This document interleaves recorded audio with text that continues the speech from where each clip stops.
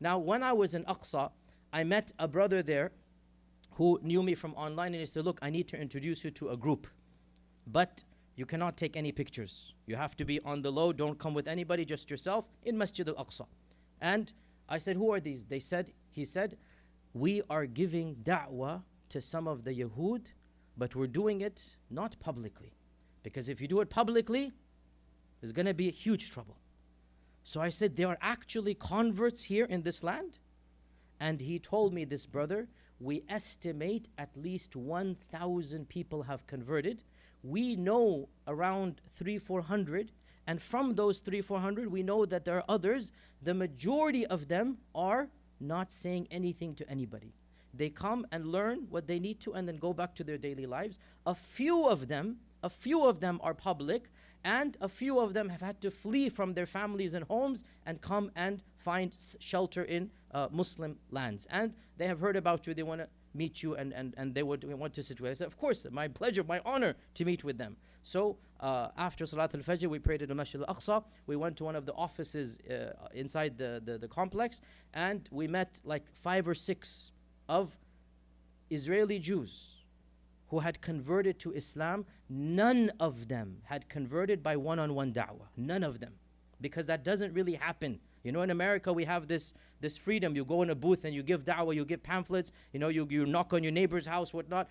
There, as you know, there's a lot of religious segregation.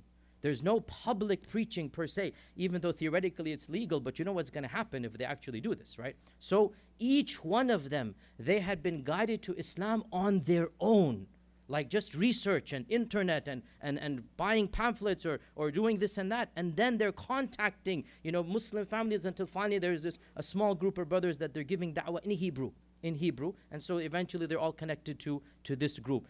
And you know, you hear these stories from Bilal ibn Rabah, and I'm not comparing, astaghfirullah, this to that, but you know, we've kind of sort of lost that level of iman in our Muslim societies. When's the last time you met somebody with that level of iman?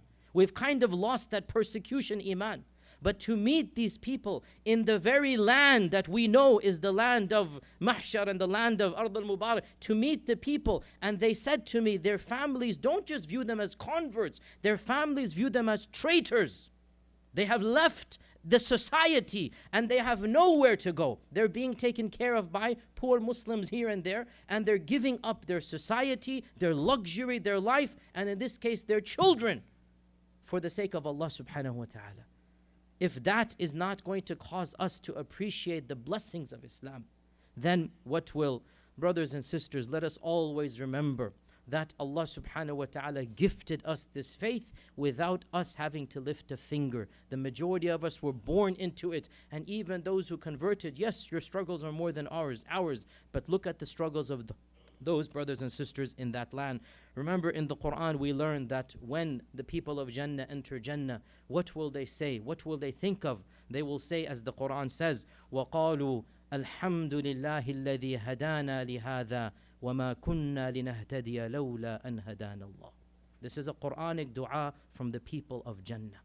Even when they get to Jannah, what are they thanking Allah for? Alhamdulillah, who has guided us to this hidayah.